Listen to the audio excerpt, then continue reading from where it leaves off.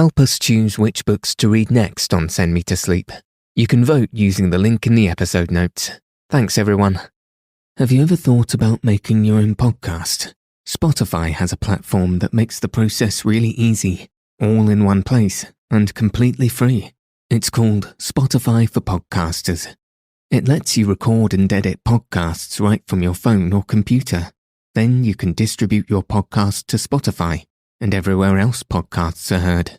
Even video podcasts are available on Spotify. With Spotify for Podcasters, you can also earn money in a variety of ways, including ads and podcast subscriptions. And best of all, it's totally free, with no catch. Ever since I started using Spotify for Podcasters, I've been blown away by how easy it is to create podcasts and edit ads and pre-rolls even after the episode has been released. I highly recommend you give it a try if it's something you're trying to do for yourself. Download the Spotify for Podcasters app or go to www.spotify.com/podcasters to get started. Welcome to Send Me to Sleep, the place to find a good night's rest. My name's Andrew, and I'm so pleased you've joined me tonight and taken this time for yourself to ensure you get a peaceful night's sleep. Tonight, I'll be reading The Plymouth Express Affair by Agatha Christie. In this story, Poirot will be investigating the mysterious murder of a wealthy young woman on an express train. This story contains themes that some listeners may find unsettling. However, slight edits have been made to make it more suitable for sleep. If you haven't already, find a nice place to get cozy. Take a deep, relaxing breath and settle your body in whatever way feels most comfortable. Now all you'll need to do is follow the sound of my voice. So let your eyes fall heavy and your breath soften as we settle in for a peaceful night's sleep.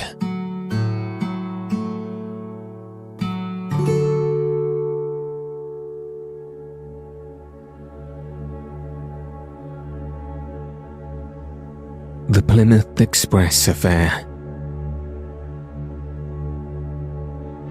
Alex Simpson, RN, stepped from the platform at Newton Abbot into a first-class compartment of the Plymouth Express.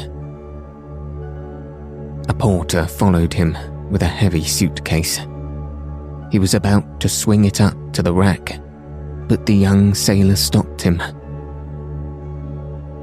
"No, leave it on the seat. I'll put it up later. Here you are." "Thank you, sir." The porter, generously tipped, withdrew. Doors banged. A stentorian voice shouted, "Plymouth only. Change for Torquay. Plymouth next stop." Then a whistle blew, and the train drew slowly out of the station. Lieutenant Simpson had the carriage to himself. The December air was chilly, and he pulled up the window. Then he sniffed vaguely and frowned. What a smell there was. Reminded him of that time in hospital and the operation on his leg. Yes, chloroform. That was it. He let the window down again, changing his seat to one with its back to the engine. He pulled a pipe out of his pocket and lit it. For a little time, he sat inactive, looking out into the night and smoking. At last, he roused himself, and opening the suitcase, took out some papers and magazines. then closed the suitcase again and endeavoured to shove it under the opposite seat, without success. Some hidden obstacle resisted it. He shoved harder with rising impatience, but it still stuck out halfway into the carriage. "Why the devil won't it go in?" he muttered, and hauling it out completely, he stooped down and peered under the seat. A moment later, a cry rang out into the night, and the great train came to an unwilling halt in obedience to the imperative jerking of the communication cord.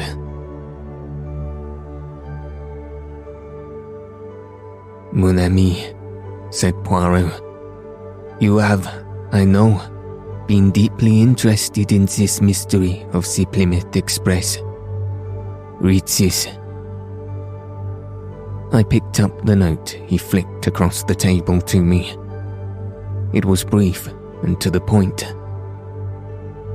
"Dear Sir, I shall be obliged if you will call upon me at your earliest convenience. Yours faithfully, Ebenezer Halliday." The connection was not clear to my mind, and I looked inquiringly at Poirot.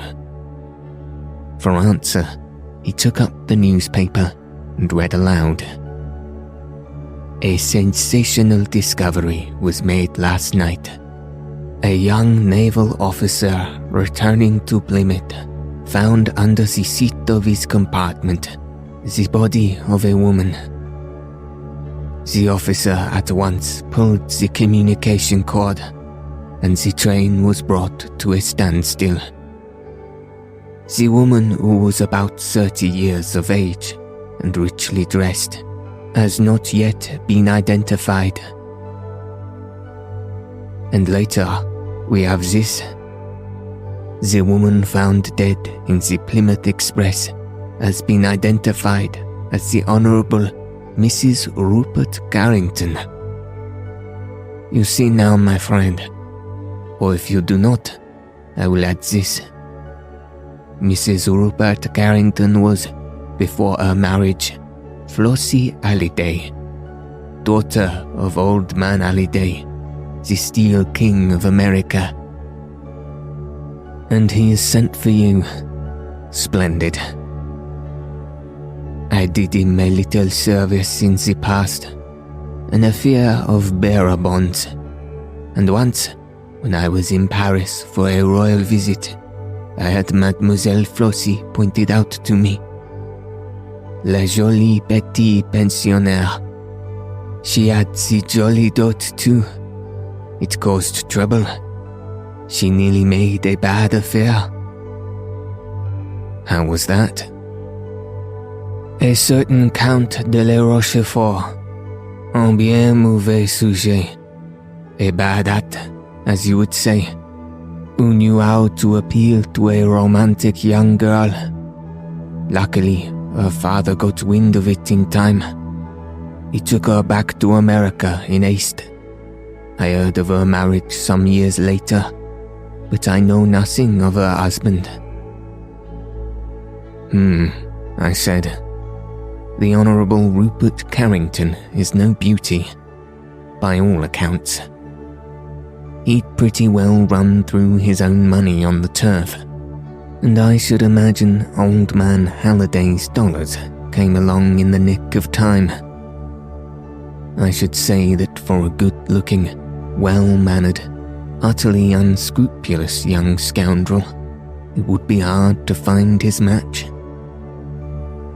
Ah, the poor little lady, elle n'est pas bien tombée." I fancy he made it pretty obvious at once that it was her money, and not she, that had attracted him.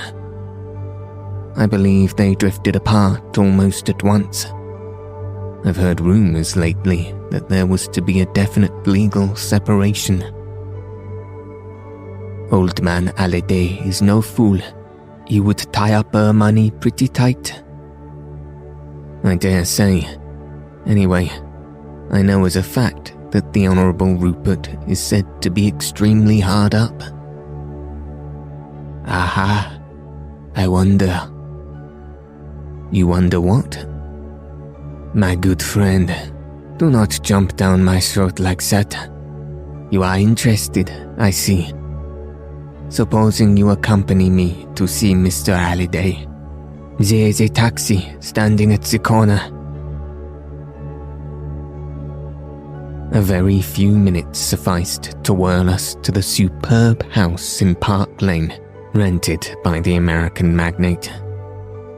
We were shown into the library, and almost immediately were joined by a large, stout man with piercing eyes and an aggressive chin. Monsieur Poirot, said Mr. Halliday. I guess I don't need to tell you what I want you for. You've read the papers, and I'm never one to let the grass grow under my feet. I happened to hear you were in London, and I remembered the good work you did over those bonds. Never forget a name. I've got the pick of Scotland Yard, but I'll have my own man as well. Money's no object. All the dollars were made for my little girl. Now she's gone. I'll spend my last cent to catch the damned scoundrel that did it. See? So it's up to you to deliver the goods. Poirot bowed. I accept, monsieur. All the more willingly that I saw your daughter in Paris several times. And now, I will ask you to tell me the circumstances of her journey to Plymouth, and any other details that seem to you to bear upon the case. Well, to begin with, responded Halliday, she wasn't going to Plymouth. She was going to a house party in Avonmead Court, the Duchess of Swansea's place. She left London by the 12:14 from Paddington, arriving at Bristol, where she had to change at 2:50. The principal Plymouth expresses, of course, run via Westbury, and do not go near Bristol at all. The 12:14 does a non-stop run to Bristol, afterwards stopping at Weston, Taunton, Exeter, and Newton Abbot. My daughter travelled alone in her carriage, which was reserved as far as Bristol, her maid being in a third-class carriage in the next coach. Poirot nodded, and Mr. Halliday went on. The party at Avonmead Court was to be a very good one, with several balls, and in consequence, my daughter had with her nearly all her jewels, amounting in value, perhaps, to about $100,000. Un moment, interrupted Poirot. Who had charge of the jewels? Your daughter or the maid? My daughter always took charge of them herself, carrying them in a small blue Morocco case. Continue, monsieur. At Bristol, the maid, Jane Mason, collected her mistress's dressing bag and wraps, which were with her, and came to the door of Floss's compartment. To her intense surprise, my daughter told her that she was not getting out at Bristol, but was going on farther. She directed Mason to get out the luggage and put it in the cloakroom. She could have tea in the refreshment room, but she was to wait at the station for her mistress, who would return to Bristol by an up train in the course of the afternoon. The maid, although very much astonished, did as she was told. She put the luggage in the cloakroom and had some tea. But up train after up train came in, and her mistress did not appear. After the arrival of the last train, she left the luggage where it was and went to a hotel near the station for the night. This morning, she read of the tragedy and returned to town by the first available train. Is there nothing to account for your daughter's sudden change of plan? Well, there's this. According to Jane Mason at Bristol, Flossie was no longer alone in her carriage. There was a man in it who stood looking out of the farther window so that she could not see his face. The train was a corridor one, of course. Yes. Which side of the corridor? On the platform side. My daughter was standing in the corridor as she talked to Mason. And there's no doubt in your mind. Excuse me. He got up and carefully straightened the inkstand, which was a little askew. Je vous demande pardon, he continued, reseating himself. It affects my nerves to see anything crooked. Strange, is it not? I was saying, monsieur, that there is no doubt in your mind as to this probably unexpected meeting being the cause of your daughter's sudden change of plan. It seems the only reasonable supposition. You have no idea as to who the gentleman in question might be. The millionaire hesitated for a moment, then replied, No, I do not know at all. Now, as to the discovery of the body. It was discovered by a young naval officer who at once gave the alarm. There was a doctor on the train. He examined the body. She'd been first chloroformed, then attacked. He gave it as his opinion that she had been deceased about 4 hours, so it must have been done so long after leaving Bristol. Probably between there and Weston, possibly between Weston and Taunton. And the jewel case? The jewel case, Monsieur Poirot, was missing. One thing more, monsieur. Your daughter's fortune. To whom does it pass at her death? Flossie made a will soon after her marriage, leaving everything to her husband. He hesitated for a minute, then went on. I may as well tell you, Monsieur Poirot, that I regard my son-in-law as an unprincipled scoundrel, and that, by my advice, my daughter was on the eve of freeing herself from his legal means. No difficult matter. I settled her money upon her in such a way that he could not touch it during her lifetime, but although they have lived entirely apart for some years, she has frequently assented to his demands for money, rather than face an open scandal. However, I was determined to put an end to this, and at last Flossie agreed, and my lawyers were instructed to take proceedings. And where is Monsieur Carrington? In town. I believe he was away in the country yesterday, but he returned last night. Poirot considered a little while.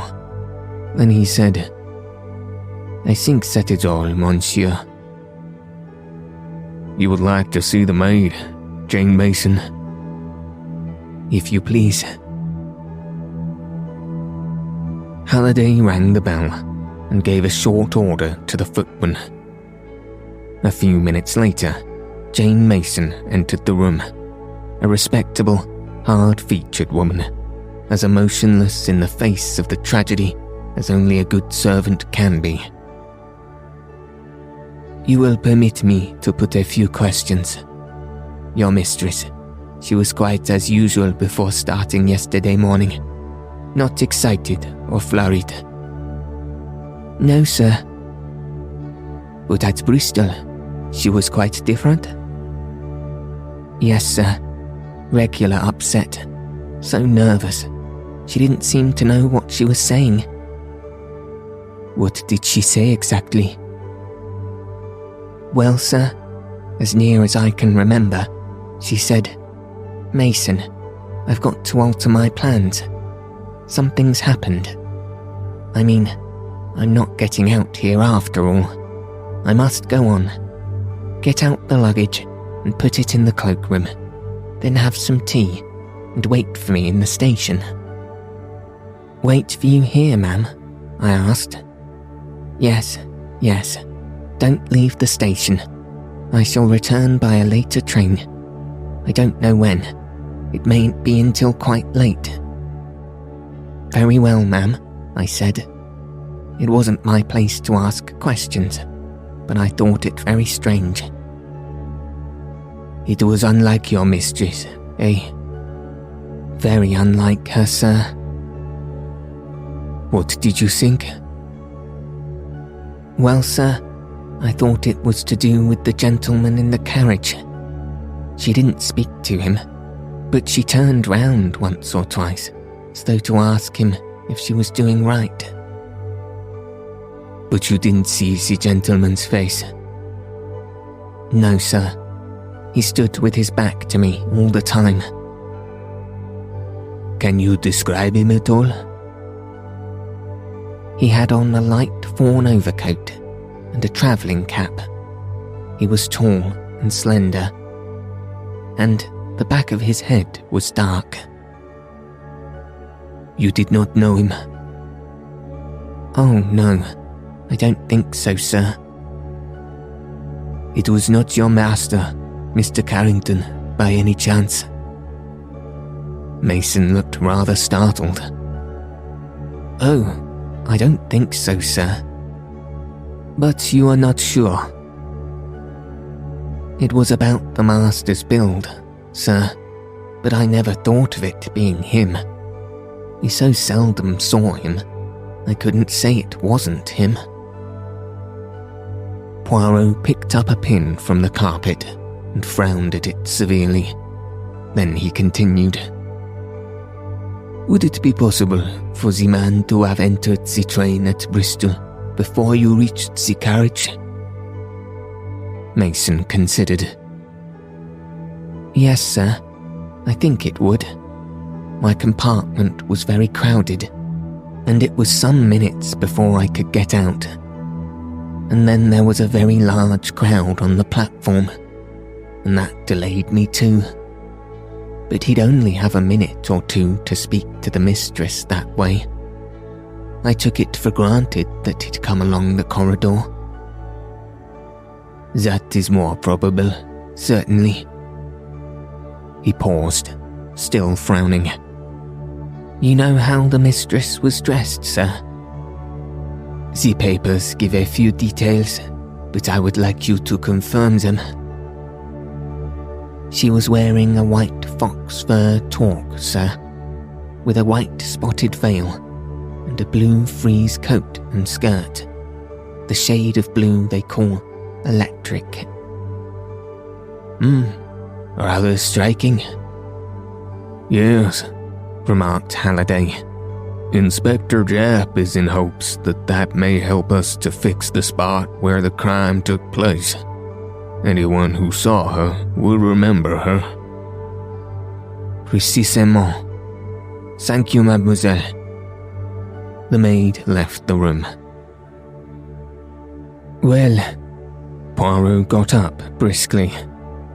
That is all I can do here, except, monsieur, that I would ask you to tell me everything, but everything. I've done so. Are you sure? Absolutely. Then there is nothing more to be said. I must decline the case.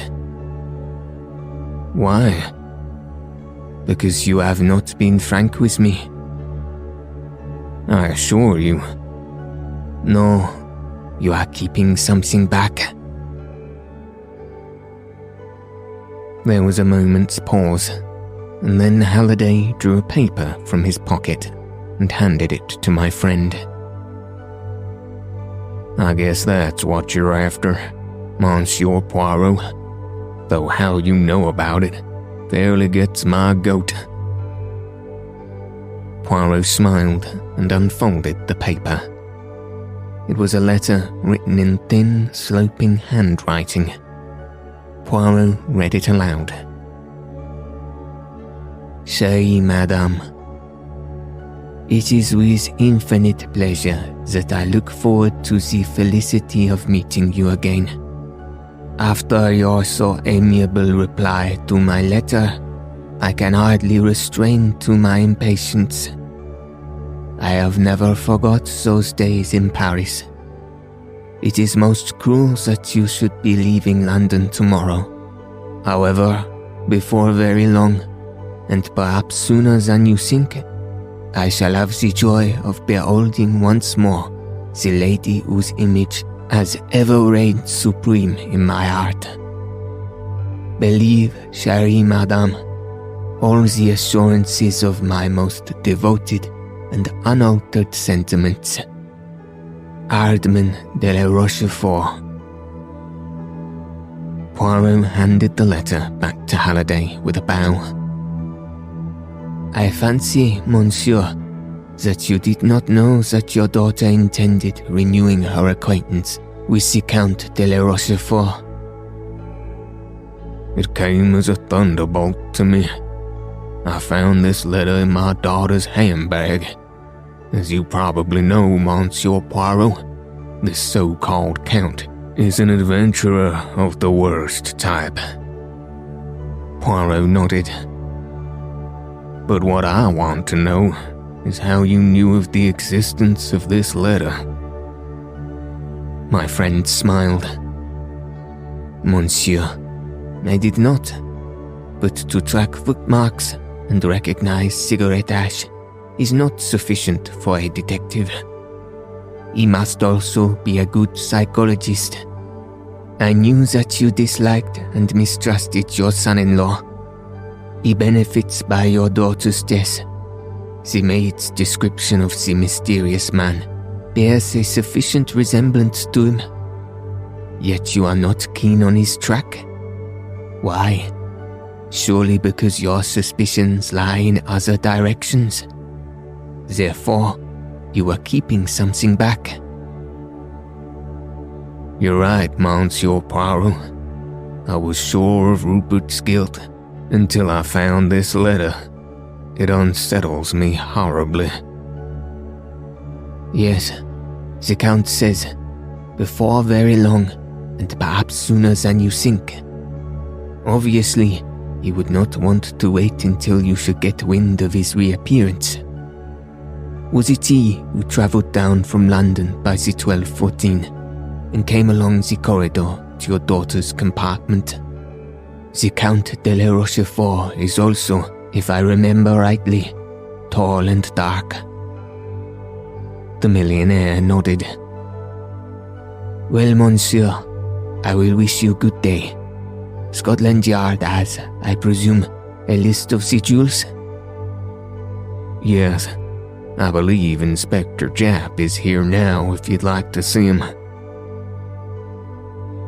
Japp was an old friend of ours and greeted Poirot with a sort of affectionate contempt. "And how are you, monsieur?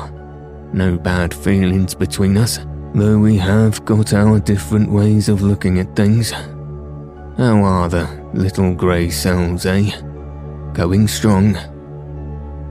Poirot beamed upon him. "They function, my good Japp. Assuredly they do." "Then that's all right. Think it was the Honourable Rupert or a crook. We're keeping an eye on all the regular places, of course. We shall know if the shiners are disposed of. And of course, whoever did it isn't going to keep them to admire their sparkle. Not likely. I'm trying to find out where Rupert Carrington was yesterday. Seems a bit of a mystery about it.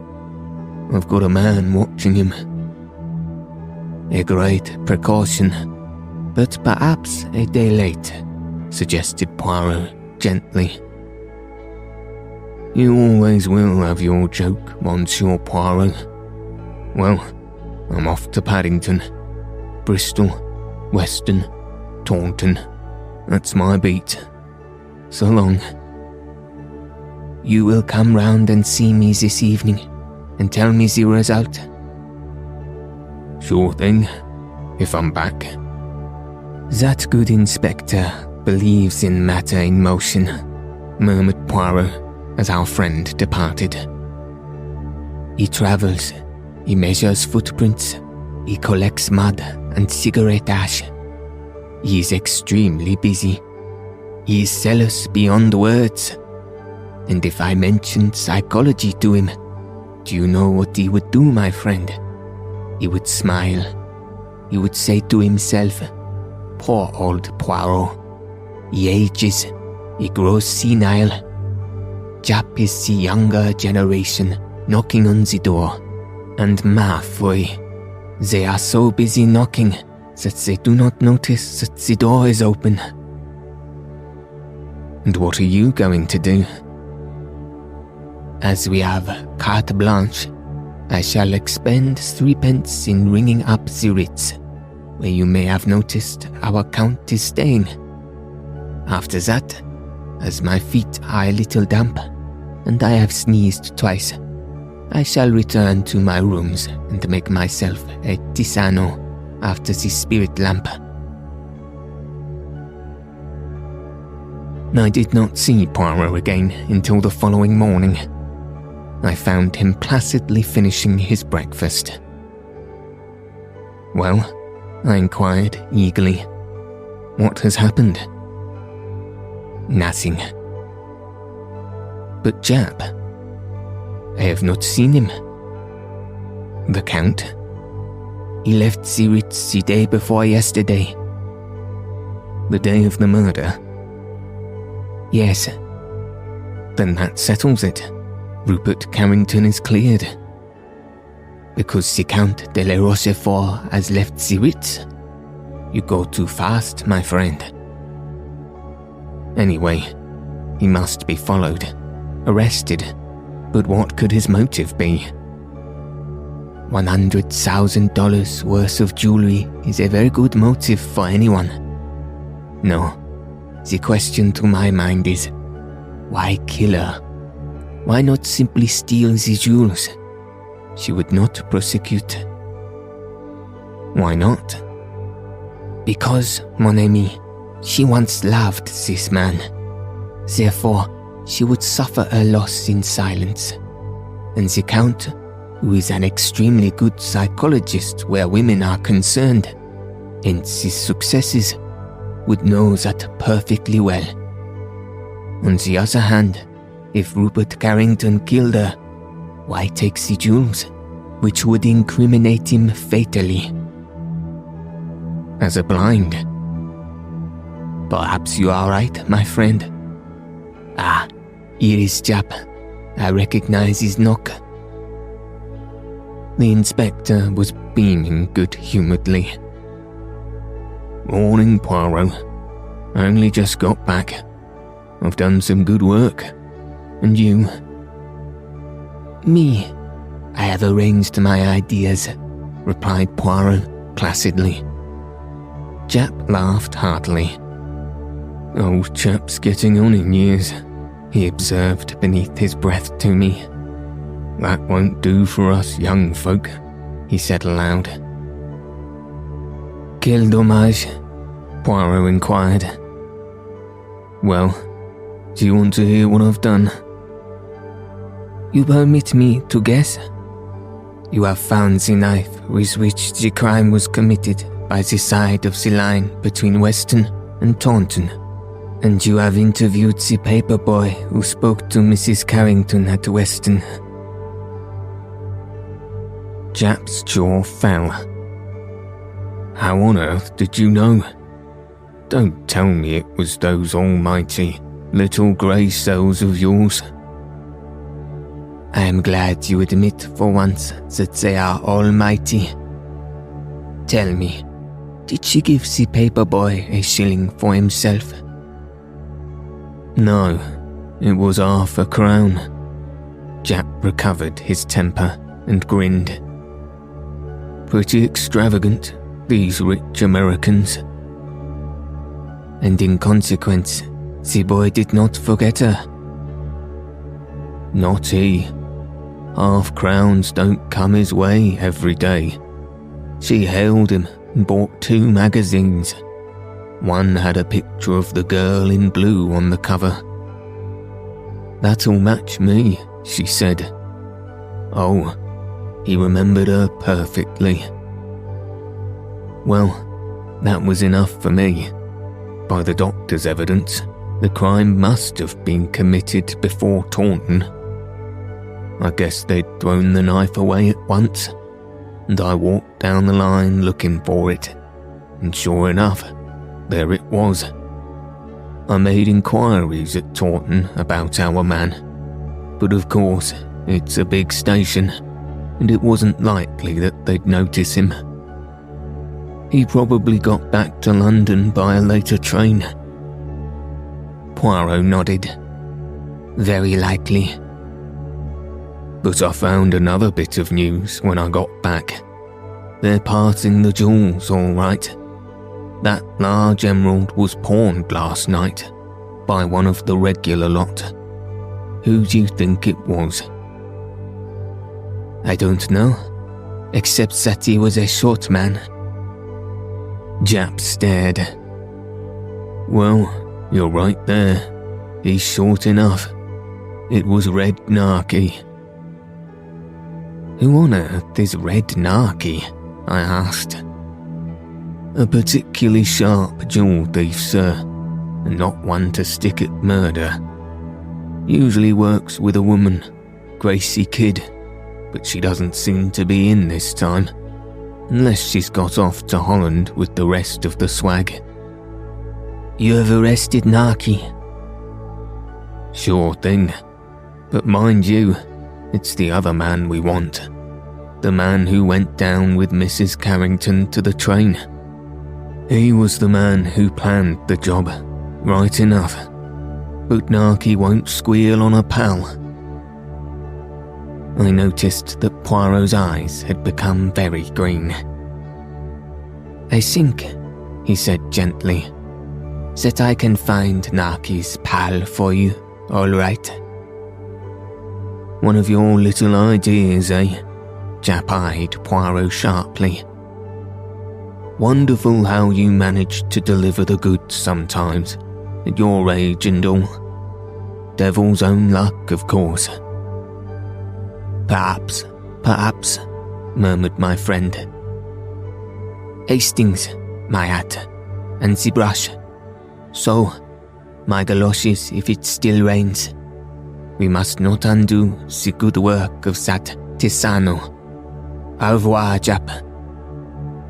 Good luck to you, Poirot. Poirot hailed the first taxi we met and directed the driver to Park Lane. When we drew up before Halliday's house, he skipped out nimbly, paid the driver, and rang the bell. To the footman who opened the door, he made a request in a low voice, and we were immediately taken upstairs. We went up to the top of the house and were shown into a small, neat bedroom. Poirot's eyes roved around the room and fastened themselves on a small black trunk. He knelt in front of it, scrutinizing the labels on it, and took a small twist of wire from his pocket. Ask Mr. Halliday if he will be so kind as to mount to me here, he said over his shoulder to the footman.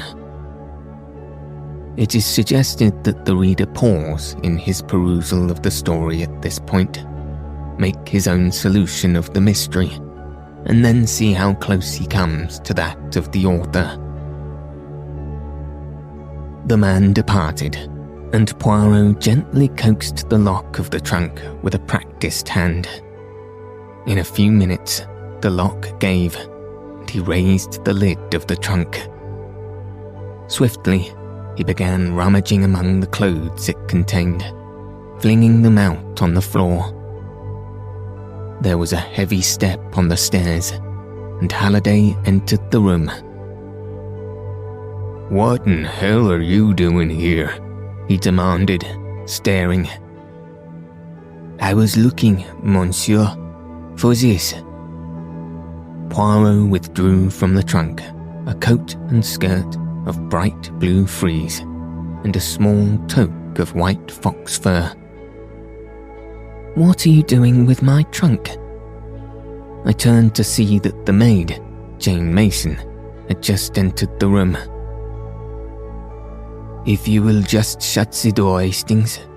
Thank you. Yes, and stand with your back against it. Now, Mr. Halliday, let me introduce you to Grace Kidd, otherwise known as Jane Mason, who will shortly rejoin her accomplice, Red Narky, under the kind escort of Jap." It was of the most simple. Poirot waved a deprecating hand, then helped himself to more caviar. It is not every day that one lunches with a millionaire. It was the maid's insistence on the clothes that her mistress was wearing that first struck me. Why was she so anxious that our attention should be directed to them? I reflected that we had only the maid's word for the mysterious man in the carriage at Bristol. As far as the doctor's evidence went, Mrs. Carrington might easily have been murdered before reaching Bristol. But if so, then the maid must be an accomplice. And if she were an accomplice, she would not wish this point to rest on her evidence alone. The clothes Mrs. Carrington was wearing were of a striking nature. A maid usually has a good deal of choice as to what her mistress shall wear. Now if, after Bristol, anyone saw a lady in a bright blue coat and skirt and a fur toque, he will be quite ready to swear he has seen Mrs. Carrington. I began to reconstruct. The maid would provide herself with duplicate clothes. She and her accomplice chloroform and stab Mrs. Carrington between London and Bristol, probably taking advantage of the tunnel. Her body is rolled under the seat. The man takes her place. At Weston, she must make herself notice. How? In all probability, a newspaper boy will be selected. She will ensure his remembering her by giving him a large tip. She also drew his attention to the colour of her dress by a remark about one of the magazines.